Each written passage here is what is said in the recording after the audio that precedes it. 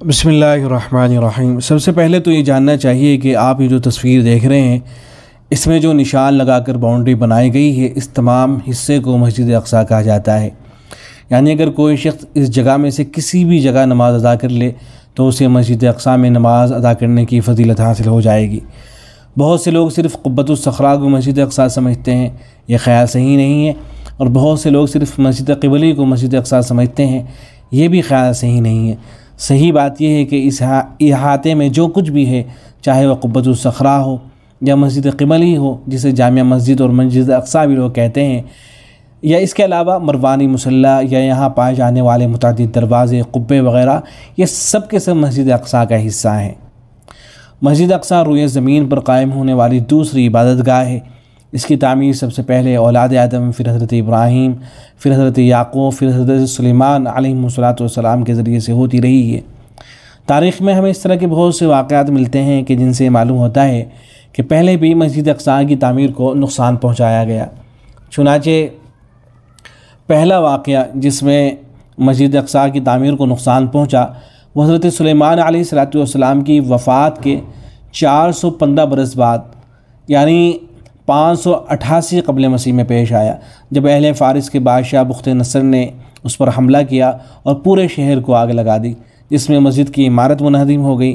پھر شاہ ایران کے تعاون سے دوبارہ اس کی تعمیر ہوئی۔ دوسرا واقعہ 63 قبل مسیح میں پیش آیا، جس میں دوبارہ رومی قابض ہو گئے۔ پھر حضرت عیسیٰ علیہ السلام کے رفع جسمانی کے 40 سال بعد سن 70 عیسوی میں 43 نامی بادشاہ نے شہر کو بالکل تباہ کر دیا تھا، اس میں بھی مسجد کو نقصان پہنچا۔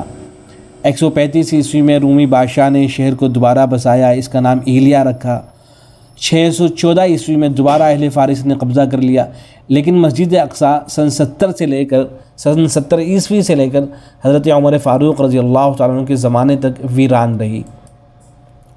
حضرت عمر فاروق رضی اللہ تعالیٰ عنہ نے یہاں مسجد تعمیر کرائی، ان کے بعد مختلف مسلم حکمراں یہاں مختلف عمارتیں تعمیر کراتے رہے ہیں۔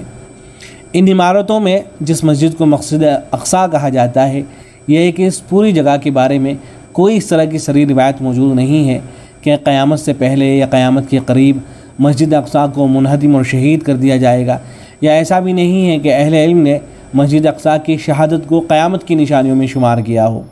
جیسے خانہ کعبہ کے بارے میں حدیث موجود ہے کہ چھوٹی چھوٹی پنڈلیوں والا ایک حبشی کعبے کو منہدم کر دے گا، اس طرح کی کوئی بات مسجد اقصیٰ کے بارے میں نہیں ہے۔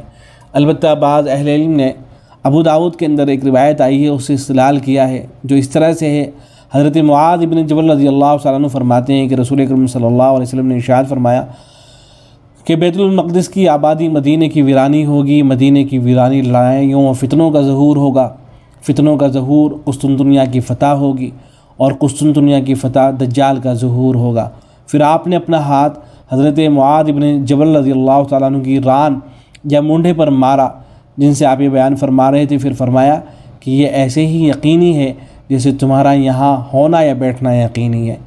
اس حدیث میں جو لفظ آیا ہے کہ مدینہ ویران ہوگا تو بیت المقدس آباد ہو جائے گا، اس سے استدلال کرتے ہوئے کہتے ہیں کہ اس سے معلوم ہوتا ہے کہ بیت المقدس اس سے پہلے ویران ہو چکا ہوگا، پھر دوبارہ آباد ہوگا، تو جب وہ ویران ہو چکا ہوگا تو مسجد اقصیٰ بھی منہدم ہو جائے گی۔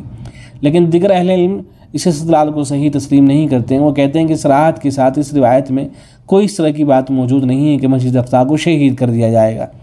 حاصل یہ ہے کہ قرآن و سنت میں صراحت کے ساتھ کوئی اس طرح کی بات نہیں آئی ہے کہ مسجد اقصیٰ شہید کر دی جائے گی۔ یہ ہے کہ مسجد اقصیٰ کی شہادت قیامت کی نشانیوں میں سے ہے۔ اللہ ہی بہتر جانتا ہے مسجد اقصیٰ کے ساتھ کیا ہوگا۔ عالم اسلام کے تمام مسلمانوں کی ذمہ داری بنتی ہے کہ وہ مسجد اقصیٰ کی حفاظت اور اس کی بازیابی کے لیے کمر بستہ ہوں، اور اس وقت تک چین کی سانس نہ لیں جب تک کہ مسجد اقصیٰ یہودیوں کے تسلط سے آزاد نہ کرا لی جائے۔ میں نے یہ باتیں اس لیے عرض کر دی ہیں کہ بہت سے لوگ مسجد اقصیٰ کی شہادت کو بھی قیامت کی نشانی قرار دیتے ہیں، جبکہ احادیث میں اس طرح کی کوئی بات نہیں آئی ہے۔ السلام علیکم ورحمۃ اللہ۔